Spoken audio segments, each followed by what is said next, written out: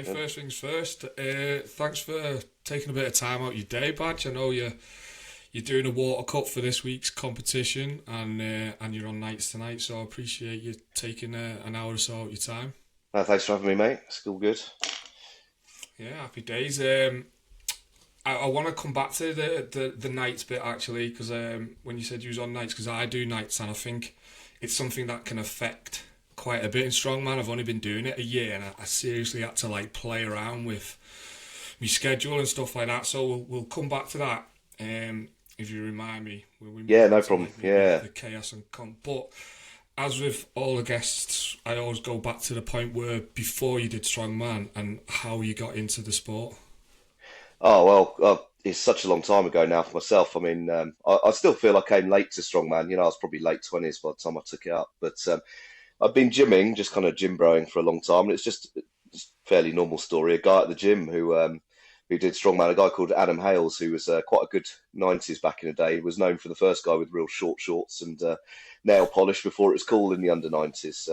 He kind of just did a comp at the local gym, and I took it from there. I mean, I was looking at powerlifting, but it was just a little bit sterile. So strongman was better. But when I first started, there was nowhere really to train it. So the sport's just grown exponentially since I've been in it. But when I first started around where I lived, there was absolutely nowhere to train. Stones, anything like that. Log would be nowhere to be seen as well. It's come on so much since then. But yeah, I got into it like most people do, I guess, through training, meeting people, and then yeah, getting into the sport that he introduced me to. Really So what year was that, and what age cool. was yours? I must have been 26, 27. So sadly, that's, as you know, like 12, 13 years ago now, I suppose, that I first started strongman.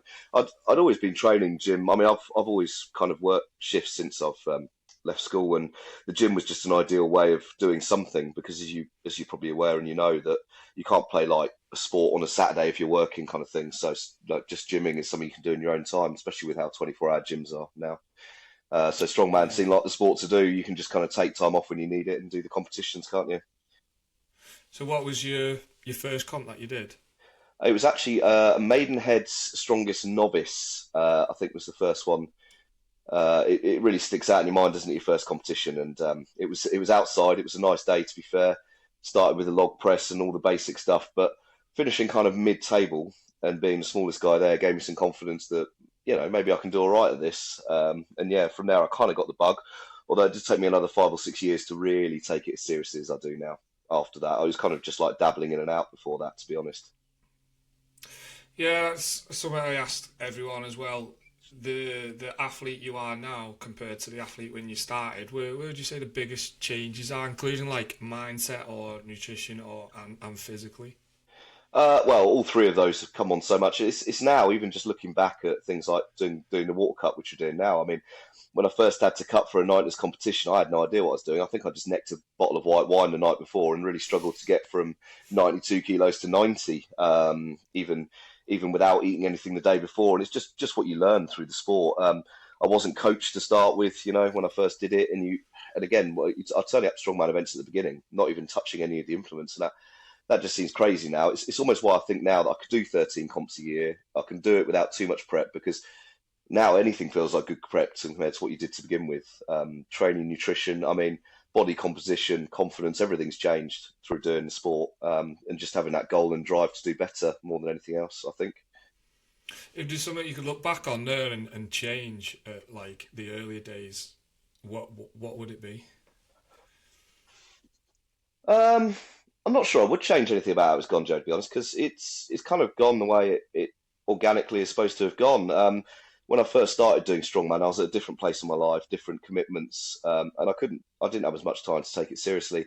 And kind of since I've got more serious about it, I've kind of like shaped my life around it, and I think my life's better for it, to be honest. Some people say it's shallow that strongman is your top priority, and obviously making money for yourself, your family, everyone about is more important, but just being the physical person and mentally and physically what it's given me is been great. So I'm not sure I'd change anything about how it's gone. I'd like to have won more, wouldn't everyone? But that isn't the whole aim of why I do strongman. So it's just nice to be in a position now where I enjoy it. I know a lot of people want to go to comps, and people come up and ask me for advice now, which is quite still feels weird because I have no idea what I'm doing. If my coach didn't tell me what to do, I'd have no idea. I'm not one of these guys who's big into how it works. I just do what I'm told.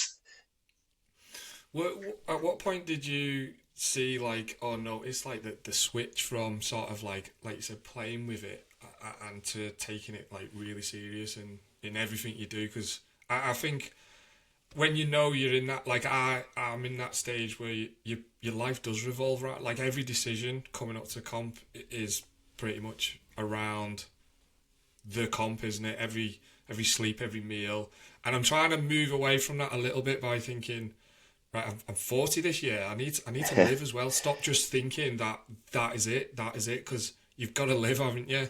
But at what stage did you see the switch between willy nilly and 100%? Being more serious, yeah. I think it was probably by personal upheavals in my life, like a breakdown of a relationship to a point where things completely changed in my life. And my outlet was strength training. My outlet in I'm not much of a talker. My outlet in dealing with things was my strength training, and being physically fitter meant I thought I could deal with things better mentally. If that's true or not, I don't know. But then since then, and then shaping my life forward from that point, I always wanted to put this first, like just the fitness and the strength element before, not before everything else, but like you say, we're both coming up to a big milestone in our lives at one point, but a lot of people are winding down at this age, and I feel like both of us are still getting better. And I think that's a great thing when you're coming up to 40 years old. So yeah, I think the switch was because of personal upheaval, and then strongman kind of pulled me out of depths of my depressive state and things. And a lot of people find strongman and kind of solace in that, and I think that's where I took it more seriously, to be honest. Where would you say your hardest progressions have been, like coming through the years? I think going to the national level is probably the hardest progression. Like when and the international shows, of course, but every next step. But as you know, when you get good, getting better is so much harder now. I might hit 1, 2 PBs a year. When you're starting out, you don't. You're hitting PBs all the time. It's very easy to stay motivated when you just see constant improvements. And honestly, probably the last few years has become tougher to make progress, I guess. But at the same time, you're already at a level where you can enjoy it. So yeah, I think it's all you hit plateaus, don't you? I mean, more recently, I've been taking my nutrition more seriously.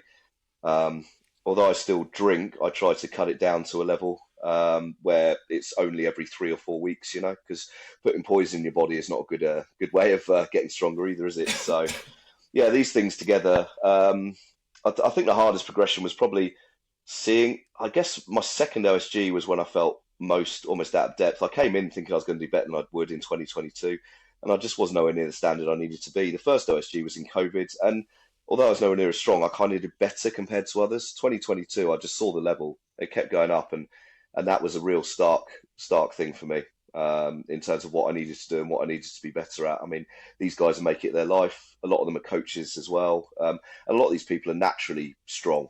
Not something I've ever been blessed with, if I'm honest. But it doesn't mean you can't keep up, does it? I mean, this sport is more about work than it is about talent, I think.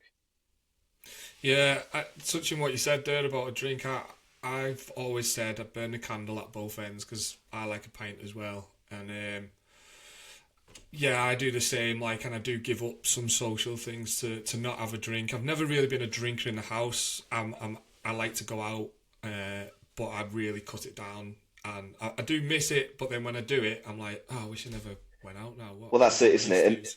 And your friends outside the sport, often that's what you did when you were 20s, wasn't it? You went out, Yeah, you got drunk with your mates, and that hasn't really changed with the old crew. So now, if they're like, "Are you coming out after work and it's 10 p.m.?" No, because if I come out, I'm not going to come out to sit sober in a nightclub, yeah, and I'm not going to go out and drink because I know the next day I've got to get up, I've got to train before whatever I'm doing, and I've got to be in good shape. So it's a good and it's a bad thing, isn't it? I mean, it's a good thing in terms of it keeps us fitter, it keeps us accountable, but you do miss out on a few social things. But then social lives can change. Instead of going out for a drink, maybe I should go out and play a bit more paddle tennis or cricket or something, rather than go out for drinks because it is a healthier lifestyle at the end of the day. So I don't know. You miss it and you don't, if you know what I mean. It's we've both become much better athletes because of it. So the ends justify the Yeah. means, you know.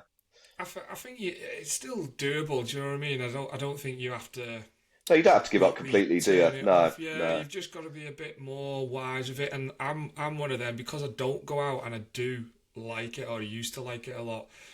Once I am out for the duration Yeah, because yeah. I You're not know going to it's go home not at 11 gonna. o'clock or whatever. Yeah, No, no, no. I'm not one of them ones. And that is something I've been trying to change recently when I have gone out. Just wind it in a few hours now, just because it is seriously affecting the next few days now. So that is, but yeah, I'd be like, I'm out to the end. I ain't coming home until it's finished. But I need to wind that in a little bit. Not that No, I wind don't it know. in, Do you know but what I mean? I can yeah. count on one hand now.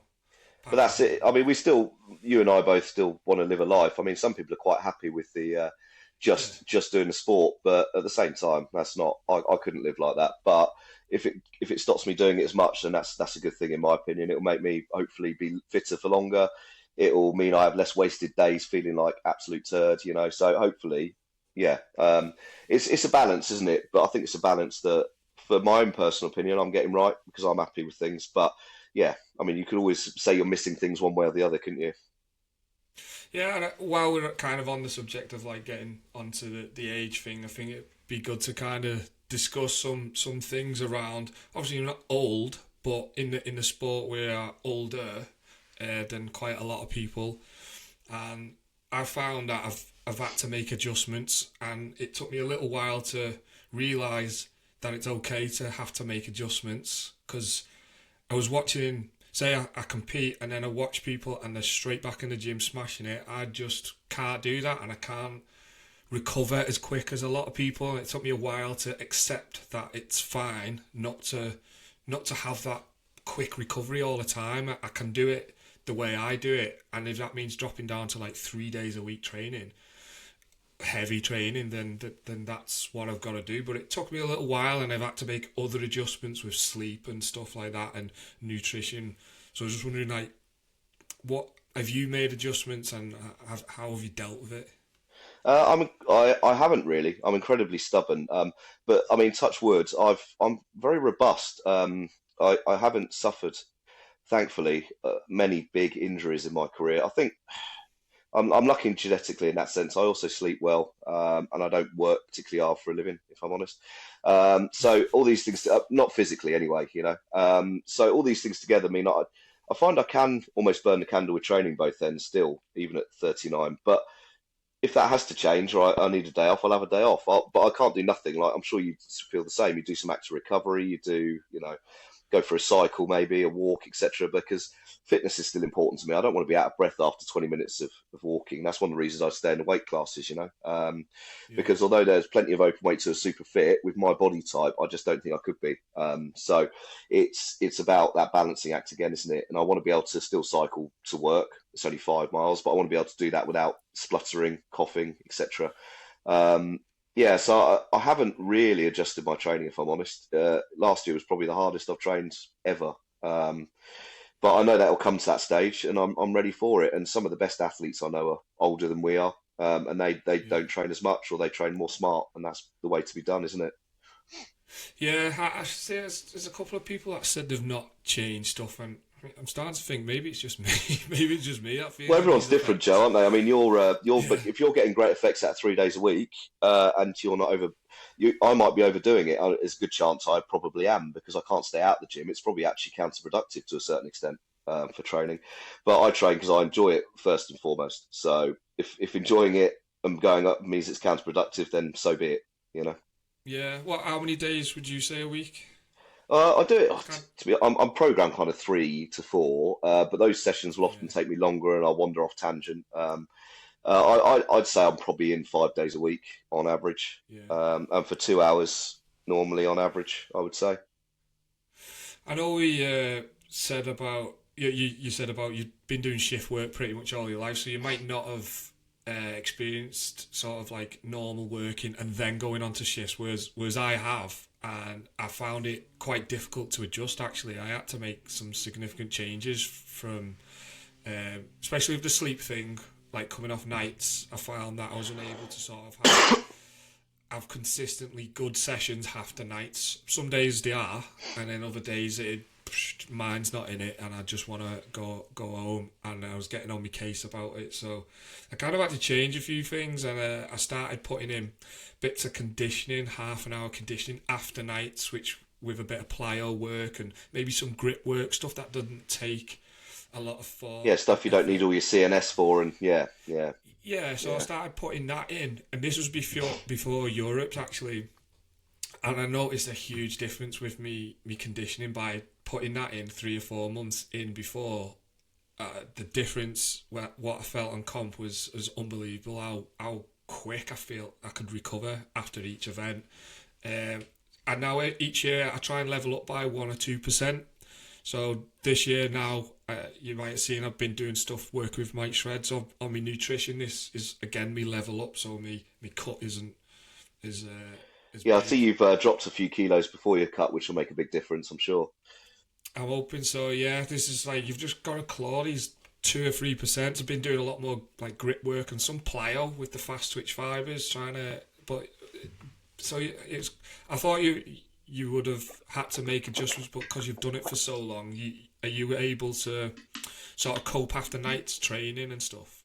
Well, I made adjustments on my own back doing my job. I mean, I drive trains for a living, and there are 2 weeks of lates and 2 weeks of earlies. The earlies are extreme, kind of 3, 4 in the morning starts, and the lates can be anything from 1 p.m. to 5 p.m. And occasionally you do nights. I mean, they're not actually in my link, but I've got one tonight. So what I did is I actually swap with someone now. So I just do lates. I don't do the early shifts at all. So I end up normally working somewhere between 1, 2 p.m., finishing 9, 10 at night, but often it can be 5 to 2 in the morning, things like that. But I have got very good now, especially on working days, of going home, having something to eat, getting 8 to 9 hours sleep minimum, and then going to the gym for as long as I have time for, and then doing it again. Um, but because I work quite a constant shift pattern, I think I don't have too much ill effects from it. And the other thing about working the lates, of course, is I get to go in the gym in the day where it's quieter. You get on what you need. Yeah, and I just find that a lot more motivating than having to drag myself to the gym at say 5:30 at night. That's not something I see myself wanting to do. Yeah, I'm similar. I train in the day now. I'm not a fan of training of a night anymore. Even like once I come off shift and stuff, I'll try and get in the morning. I just like to get it in, get it done, and then I've got the rest of the day to myself, to be honest. Um, One thing I was going to ask you, we just kind of skip forward a little bit, is some advice that you'd possibly give to like people around our age or people who think they're too old to progress in the sport. What kind of advice would you sort of offer them as what you Uh, can? have they been? If they'd already been doing it, then obviously you should carry on as long as you can. If it's someone who hasn't done it before, I would always big advocate for strength and conditioning. Always. I've seen different examples of elder people, and my parents have always stayed fit and healthy, and they're still very active. Dad will be 70 this year, and I think the best way to get old is to give up. I know that there are certain things people Yeah, can't absolutely. control. You could have certain hereditary, you could have illnesses, etc. But in general, the fitter and healthier you keep yourself, the longer you will stay active.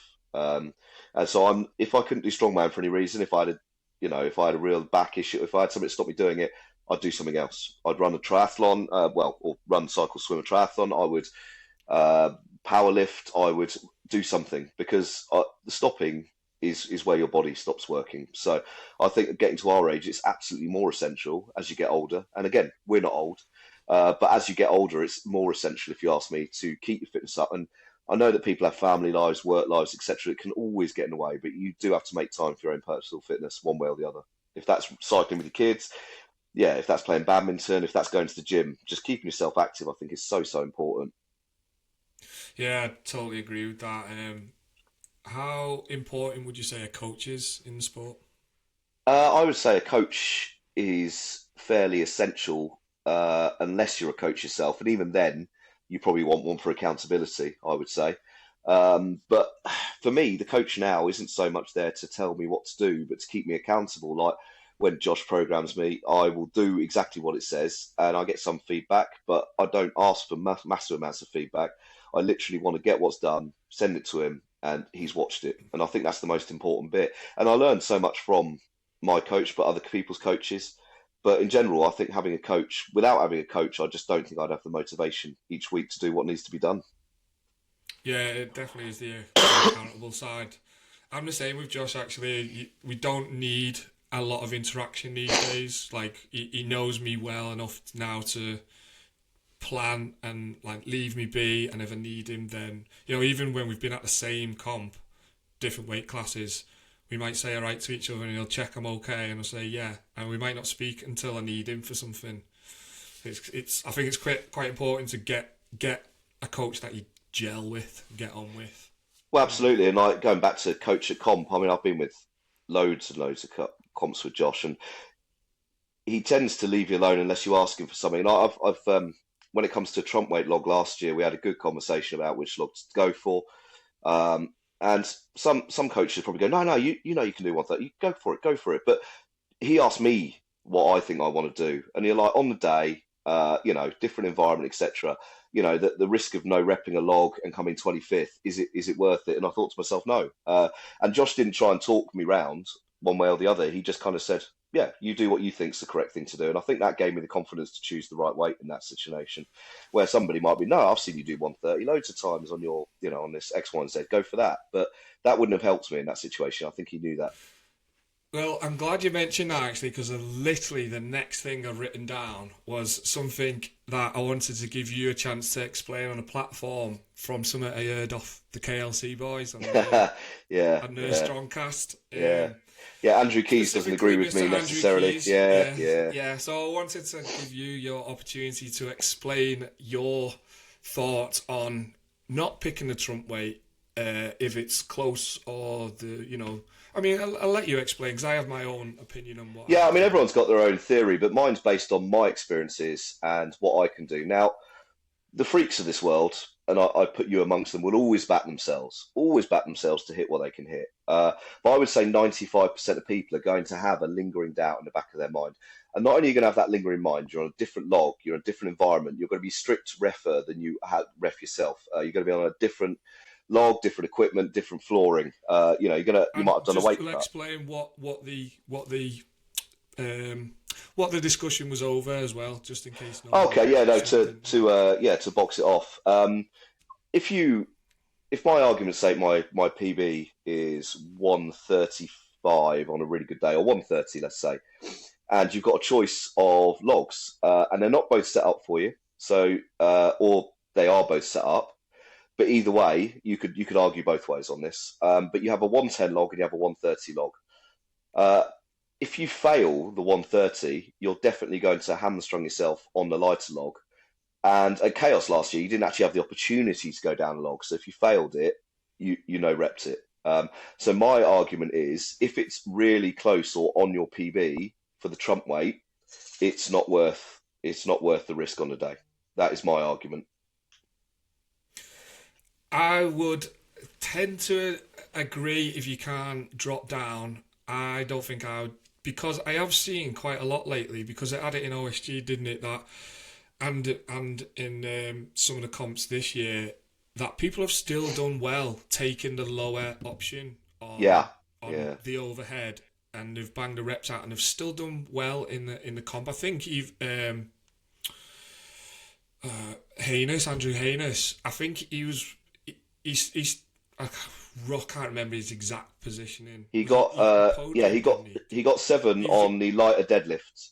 Yeah, and he still podiumed, didn't he? He did come third, didn't he? Yeah. So to me, I'd be looking at, if you zero it and you're zeroing points, that to me is that's comp over to me. So I would rather, if there was any doubt, take the lighter and still have a chance with hitting top 5 than.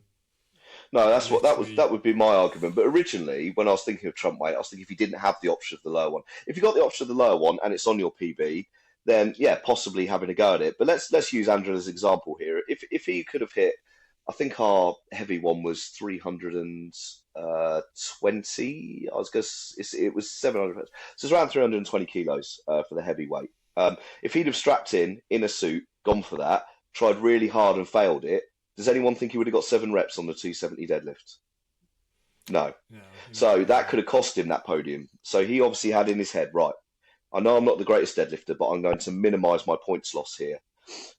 It was him, and Josh Lancaster was another good example. He didn't make the final day, but he did exactly what he wanted on the log. He went for the light one and he nailed the most reps on the lighter log. The issue is, if you've got two logs and then you fail the heavier one, how much energy have you got left for the lighter log? It's a tricky one because I watched last week at Chaos 80s, and Boris Dave Armstrong, he went for the heavy log, tried it twice, failed it, and then he got a few reps on the lighter log. And to be fair, he then didn't have a great deadlift event, but then he stormed the next three and came back to finish, second overall. So he is Yeah. proof that you can go for it, miss it, and still do okay. But I think it needs to be on an individual basis. I mean, for me Yeah, definitely. personally, it's if next week is going to be set up for me at 120 and 100. Now, I'm going to be going 120 because I've got it. If it was 130 and 110, I just don't know what I'd be doing. Because again, on the day, comp nerves, jelly legs, it's different. But some people, they rise to that. Some people just, Yeah. I love the comp experience, bam. Yeah, I said, and Andrew did it, didn't he? At the England's last year, he went both high on the and got them both, and what a gamble because you couldn't come down a weight if you didn't get it, and he got both. So No, and he it is obviously had individual. unbelievable, like he believed in himself, and that's great. Yeah, It's yeah, just, it's very hard for everyone to do that. So my argument would be on the day, do you want to, like you say last year, no rep and almost ruin your competition mentally and physically on the first or second go, or do you want to get some solid reps out and be ready to go? And I suppose that is a personal choice. And he put it on the poll, and 70% agreed with him. So I'm obviously in the minority with what I think. But yeah, that would be my argument. But there's counter arguments, and Andrew's good proof of that, if we're honest, because like you say, he hit PBs in both, didn't yeah. he? Yeah, no, I'd be with you. It's very individual, isn't it? And it's where you want to see yourself in the comp and working it out. It's comp by comp basis, but I tend to agree that if I'm a bit shaky on it, I probably wouldn't, and I'd take especially overhead where it is easier to miss, and it probably doesn't take as much out of you as a heavy deadlift. No, that's So fair. That's fair. I mean, I tend not to fail deadlifts on the day. It's overheads where you get jelly legs. I don't know about you, but I always find overheads the most nerve-wracking experience of comp. So it's yeah, once that's out of the way, I've normally breathed a sigh of relief one way or the other. yeah. So moving on then, while we're speaking of comps, so this weekend we've got the Chaos English Championships under 90s and under 73s, haven't we? Yeah. Um, so how's the prep been for I've this? never really felt in better shape going into a comp and more confident, to be honest. But I guess the good and the bad thing about the 90s at the moment is just how deep it seems to be. Yeah, You look at the officials the other week and you had world-class athletes there, and then you look again here and you could name 7 or 8 athletes in that field who are really, really good athletes. And it's, I could nail PBs and finish sixth, or I could make a few mistakes and podium. You just don't know how it's going to go. But all I can yeah. say is in my own ability that I feel they're good events for me, and I'm feeling as good as I ever have. I've had a bit of a cold this week, which is a bit of a sod, but I'm just hoping it goes away by Sunday and it'll be fine. But in general, Have you yeah, had prep's much been weight to superb. cut? I started at 96. I'm 94.2 this morning. I can't see it being a problem. It's a bigger cut for me, but it's not crazy cut. It shouldn't affect me on the day. I just don't like the process of water load, as it's not a pleasant experience. No, which sort of method do you choose to use? I know there's some people who sort of go high straight away and come down, and then there's others like yourself who starts low, loads up, and then chops out the variables.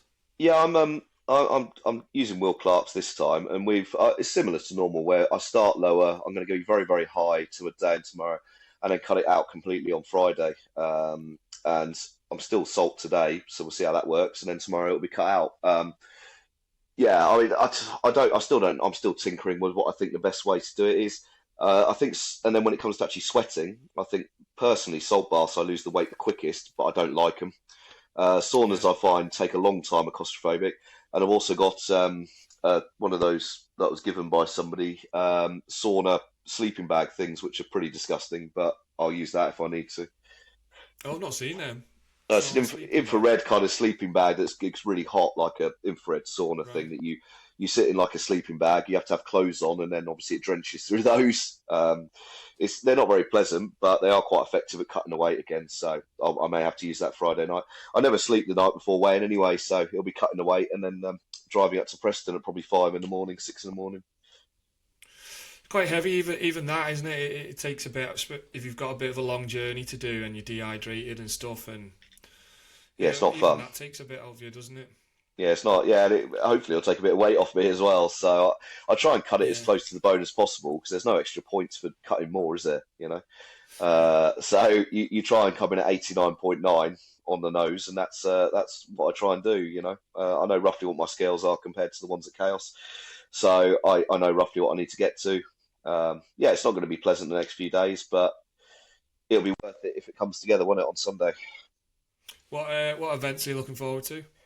I always love a sandbag to shoulder, but in my opinion, one of the best in the world is doing that as well in Tom Butts. So it's going to be a fight for second. But it's just an event I've done a lot and I really enjoy. I think all the events are good fun. I like yoke into sandbag over yoke. I think it should be a double run, if I'm honest, to really sort the field out. But it's a great event. The deadlifts are not great for me, having to change between an axle and a deadlift bar, but it is what it is. Obviously, you got your standard log, and my farm is feeling a lot better than it has done recently. So looking forward to that as well. What do you think, if any, any of the events that'll catch people out? I mean, the deadlifts are gonna. A lot of people are just going to get the axle because it's 230 into 270 for us, and it's the axle's going to be split times. But it'll also be interesting to see how many people try and go no straps, which I thought about. But if we mess it up, you've messed up a lot of your 60 seconds. So that could be an Yeah, interesting one. The log will catch people out because the logs feel tough at Chaos for some reason, yeah. and yeah, that will catch people out. And it's first as well. I think chaos is always. I always think it's an intimidating environment because everyone's so close to Yeah, it's a you. good hotbed, isn't it? But like you say, if it's like your first big comp or something, then the crowd is very close. You got the MC yelling. Yeah, it's a great atmosphere to compete in. But as you say, it can be quite intimidating, especially if you're not experienced, I guess. Yeah. What made you do the chaos one over Unbreakables? Mainly the events. I did not enjoy the look of the Unbreakable events at all. I really don't like bag toss because I'm not very good at it, if we're honest. And I just don't see it as a great test of strength. I know people say it's a power thing, etc. But yeah, it's just not a great. It's not an event I enjoy training or doing. Yeah, it was that there was a lot of unknowns this year on how it's going to be run, so I wanted to see other people's opinions before diving into that side of it. And really, if it was about picking one, I was going to stick with the one that's always done the comps that I've enjoyed the most. As simple as that, really. Yeah, yeah, yeah. I was looking forward to seeing when they was going to bring the Brits date out, but I'm kind of a bit stuck with time with work that you're only allowed one Yeah, person off at a time, and because they've not released the dates, people are starting to book time off, and Unbreakables have put the date out, and it was free, and I'm like, I'd do both if I could, but I just don't know if I can yeah. Well, you need the be up time and off, and you down need a few weeks with. between the both, wouldn't you? You couldn't do one and then the other. So you'll have to see what they Yeah, bring out. Yeah, I yeah, think it'd be a bit tough to do that. They did say May though, so I'm feeling like I entered the Unbreakables one today, so that is a definite for me. good. Yeah, so you I got that one on. originally I originally wanted to do the Chaos one, but because of the date thing and that, Yeah, yeah. If they but bring it luckily out and you're still off and it works for you, then we'll see you there. But it's yeah, yeah, yeah, luckily depends. though the Unbreakables one it's in Bolton, which is like half an hour from me, so Oh, it's yeah. yeah, I'm not gonna have to like spend money on a hotel and the cut beforehand and a couple of nights there, so it does work out for me. No, that's good. All right, to be fair, yeah, I think they got bag toss in it again. yeah, that's how I'm doing it. You know, event you enjoy. I do. Yeah, yeah. So did you see that they've released the OSG Europe's online qualifier? I did see that. I Doing won't be it? doing it this year. I've kind of decided this year I don't really want to be messy about with online qualifiers. It's probably going to be the last year before I really look at taking lightweight masters seriously, rather than the 90s. Because let's be honest, when a guy completely kicks my ass, he's half my age last year. It's kind of time to start looking at the next step. Um, So if I went to Europe's, I don't think I'd be winning it, and it'd be a lot of effort to go to do that. So for me now, it's going to be about doing a few more 105 shows. I'm going to do Norfolk's 105. I'm going to do Hampshire's 105. Sorry, 115 Hampshire's, isn't it? I'm going to do a couple of fun open weights, but I'm not looking at any of the kind of official strongman route this year, just because it would take up too much of my time and thought process, to be honest. And next year, when it can be under 105 lightweight masters, then maybe I'll have a look again. But yeah, for this year, yeah, I've seen they brought out the qualifiers for Europe's, but again, I don't really like online qualifiers. I mean, we do them, but they don't really give you a test of how good someone's going to be on comp day, do they? Really? No, no, they kind of give you an inkling of some of the events as well. So I just written them down. They've got a 1 rep max log, a 5 rep max axle, and a max sandbag carry. So you kind of work out what's Yeah, coming what's up. coming with that, can't you? I mean, they all sound like fun events, to be fair, but yeah, it's and also you know what online qualifiers are like. You've got to set that all up. You've got to get the cameras ready. It's a lot of work, Yeah. but yeah, I look forward to watching it. I think this year. So I'll jump in with the 2 questions. I'll give you a little bit of time to think about. Um, so, who's been your top 3 people that you've ever competed with? Well, it's funny. You know, I've been thinking about this a lot because I've competed with so many people. I've been so lucky with the amount of people I've competed with, especially obviously the 90s boys who I know the best. But I know a lot of the 105s. I know a lot of the 80s and opens I've competed with as well. And the athletes who really impressed me, I could give you a list of 30, 40. But just in terms of absolute freak strength coupled with self-belief is the top 3 in that I thought about in the end. One of them is CJ Kraus because having got to know the man, how I know him now, he has no self-doubt, absolutely no self-doubt in his own ability, in exactly what he does. And he doesn't always train that intensely, but I mean, you look at his numbers. I mean, his 350 raw deadlift the other day was just ridiculous. The man has got so much talent; it's unbelievable. And his log as well is just ridiculous. It's you kind of look at these people like him and just like how, just how do you do this? But having Yeah, talked to him, it's a different mindset. It's just ultimate belief in your own ability that he's got, which I just find completely inspiring, and something that just isn't something I've got. But that's fair enough. I still get to compete with him. I still get to have banter with him, etc. So I'd say CJ's right up there as someone who's just ridiculously incredible. Another one is fairly typical of probably anyone who's competed with him is John Hack because for similar reasons. I mean, pound for pound male, I don't think there's been a stronger person just mm, statically than John Hack. You saw his deadlifts at OSG last year. I mean, he just went out raw on the axle, smashed out 9. And again, having met him, he's quite a humble character. He's quite an interesting dude, but quite a different personality. But another guy who's got just unlimited like belief in his own ability, but just he must have a great work ethic coupled with immense natural talent. And yeah, wow, just getting to go on the stage with him for deadlifts was probably a bucket list experience, to be honest.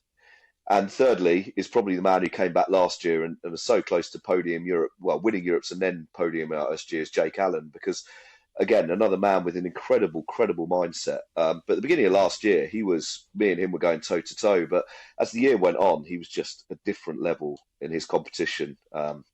Everything about him just got better. And I'm not saying this is a good thing, and Jake wouldn't say this is a good thing, but some of his cuts were just ridiculous, and most people would have given up, but his mindset just wouldn't let him, just would not let I him think give I'd up. like to get Jake on. Actually, I've not really interacted with him or anything like that, but yeah, I think he's someone I'd like to get on as well, and because His he, mindset I is know, something else, you know. His mindset is just yeah, incredible. Yeah. he kind of. I know he was in the scene and then he took a bit of a break out and then come back, but he when I come into the scene, he wasn't there. So to me, he just come out of nowhere, and it was this guy who's just like, "Whoa, where the hell's he come from?" As Well, if no, he just I come was out the of the same. mountains. Yeah, when he came in last year for the Southern qualifiers for the Iron Freaks, I had a few people go to me, "Oh, Jake Allen's back. He's very handy." But like you, I hadn't competed with him, and then he just turns up, and he was really good, but he just got better as the year went on, and he's just got this iron mindset to him. And then yeah, you should definitely have him on. But obviously, his famous bench for frame interview, the man is just Yeah, although he's got an incredible mindset, he still can't take himself seriously. Not only did he give the bench for frame video, he also, when Tyler Padot asked him his age, instead of saying 34, he said 24. So everyone's like, Jake's that old? I was like, no, he's just, he can't take it seriously. But he's certainly someone I've got quite close to the last year, and he's just an incredible character, like very genuine as well. But just his mindset is just this iron class will to do better, not necessarily win, just do better every time. Is he doing the England at the No, weekend? he's had a bit of an injury issues this year, so I don't know when he's going to be back. Or maybe he's doing PSL 105, but yeah, I'll have to touch base with him. He's had a bit of an injury, a few things going, but I think he's on his way back now. Is he a bit more of a natural 105er? Or I think this year he's going up to 105? 105. I mean, I don't want to speak for him too much, but as far as I'm aware, he's keen to just be as strong as possible. And his frame is obviously he could easily go 105, couldn't he? So it'd be Yeah, exciting to yeah. see what he could do the weight class up when he comes back at it. Yeah. What's your like body weight for going up for 105? Will you find it easy like getting up to it, or don't I you will reckon you'll struggle when find it? next year if I do lightweight masters. I won't fill out the class because if I get above 100 kilos, it just doesn't sit right for me. I'm using Yeah, nutrition and stuff now as well, but I'll only do it naturally. If that means walking around at 98, 99, competing at 105, that's absolutely fine. You don't have to fill out the weight class. So there's plenty of people who don't who are very successful. You remember the legendary Leroy Smith? He never sat above 90 really, and he was incredible at yeah, 90. So yeah, it's not necessary, is it? It's just something that a lot of us do. yeah. Did you watch any of the lightweights for OSG? Is that something you'd look to go in towards at Masters? Well, yeah, I genuinely looked, and obviously you can't. Competition's different, but they did the same weights as the 90s last year. Yeah, yeah, And looking at my numbers compared to where I was, I'd have gone into the final day in around fifth place. Obviously, I'll be 2 years older, etc. But the point is, I've always wanted to make a final day at OSG, and it's only getting harder at 90. And it will keep getting harder at lightweight masters, but at the moment the class isn't quite as big yet. So not taking anything away from the boys in it, of course. But the yeah. 90s just seems to be the most stacked class at the moment in terms of the top 20 at OSG. I would say we're all really, really good athletes. I just think it was, yeah, the 90s seems to be stacked everywhere at the moment for some reason.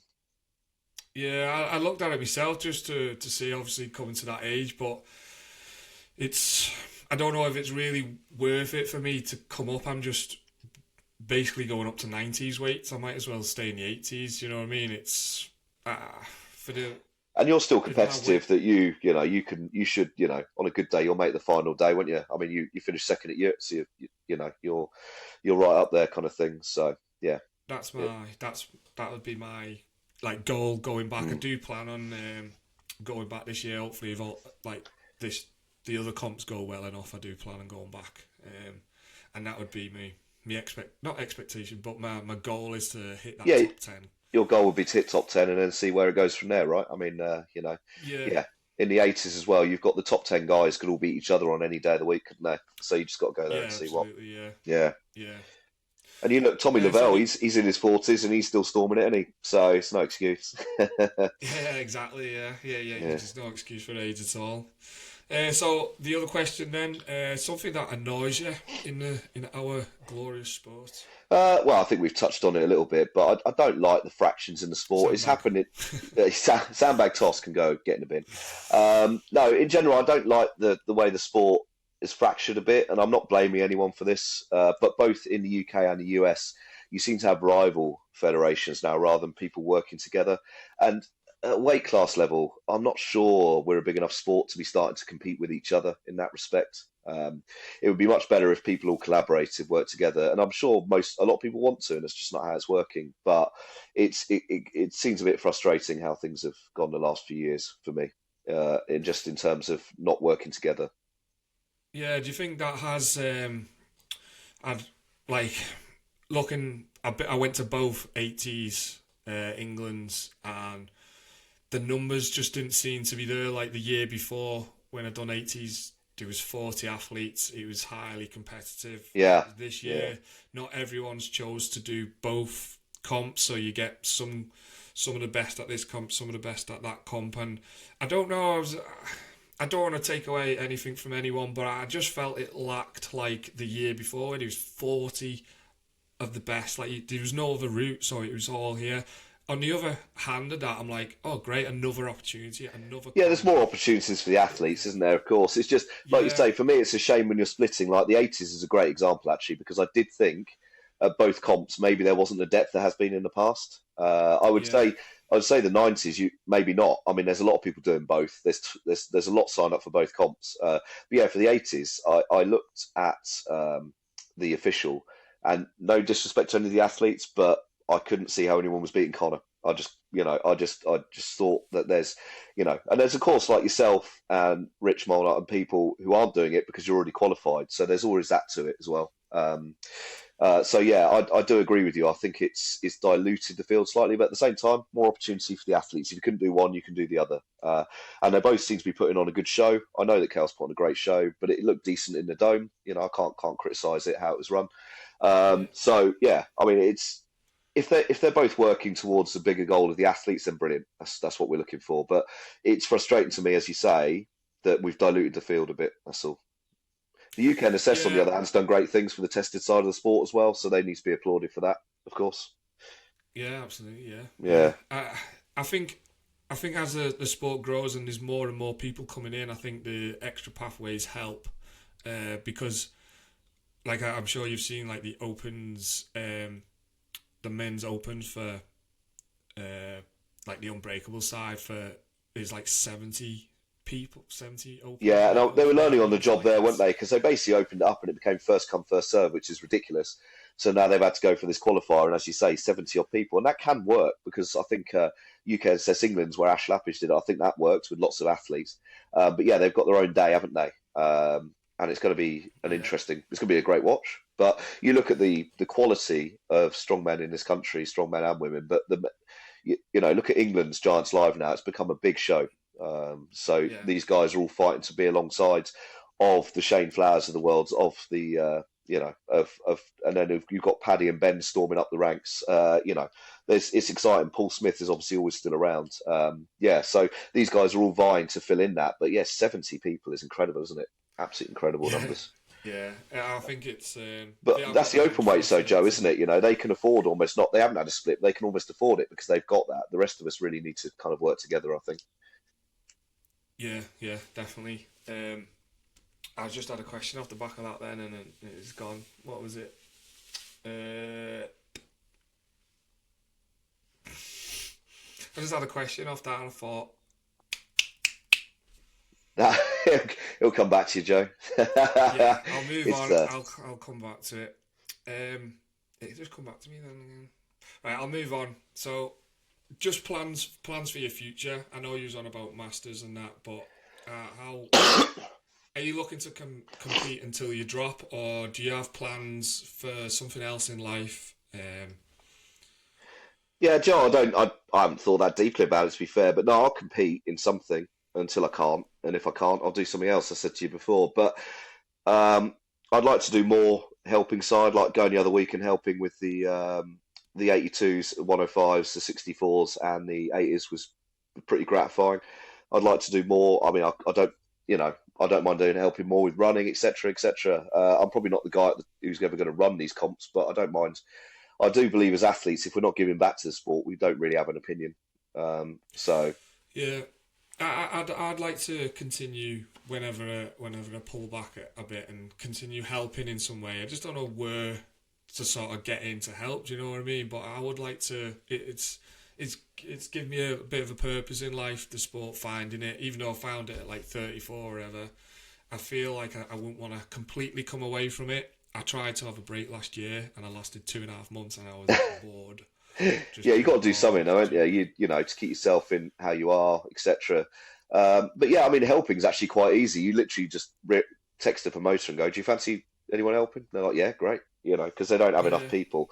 You can ref. You could set up your own gym comps. I mean, there's lots you could do, Joe. I mean, but at the same time, yeah, I still competing myself is still going to be my main goal. But I like helping with the weight classes and the women's side of it as well. I love how the women's classes have grown last few years. I just think it's an incredible thing for the sport as well. So if I can help in any way, I will. That's just if I've got the time, I'll do remember me question. Remember me question. Yeah. it. I was asking because we were talking about so like the Giants live and that, and like how many people are going for the Open England, and when you still speak to people in this day and age and tell them you do strongman, how many times do you still have to explain that there's weight categories? So I've spoke a lot about this to pretty much every guest and on what they're doing. What do you think we could do more to keep pushing the word of strongman and lightweights around? Because I think it's a this question we'll feel always, like it's I think it's a question we'll always get asked. I would just like people to stop saying, "How's the bodybuilding going?" To be honest, that would be the first start. Or or powerlifting. Oh no, same thing. No, no, it's not the same thing. I think that question what's your gets bench, me. what's your bench. Yeah, yeah. Although that's not a bad answer for me, I'm a pretty good bencher. But yeah, it just annoys me that people don't even know what the sport of strongman is, and then you have to explain to them it's that one on at Christmas. So I think, well, that's the case, and you're only really seeing the open weight men at Christmas. They're going to assume that there's not weight classes because that's how the sport has been grown. That it was good they showed the women doing the deadlift last year on TV. Hopefully that will be the next step, is getting the women onto the same profile, and then after that, hopefully the weight class athletes will also get their turn to have a go. But all we can do is do the sport. Social media now has made it more normal, I guess, because there's so many of us now with okay followings, and you've got the John Hacks of the world with hundreds of thousands of followings, that shows that there's weight class in this sport. But that's how the sport's been, almost marketed for years. It's big men lifting big weights. It's not normal sized guys or women lifting weights. It's big men. That's all. That's all it's been. That's what strongman started as, I guess. And it's not like powerlifting where every class is given kind of the same credence, because it's just not the same, is it? I mean, to watch weight class athletes, you have to watch streams. It's not on TV. It's not on Channel 5 at Yeah, Christmas, is it? So I don't know. We just got to keep doing it. And then if people want to know more, they will learn more. If they don't, they will keep not learning, as far as I can work out. yeah. Yeah, It does baffle me a little bit sometimes how it seems to struggle to spread.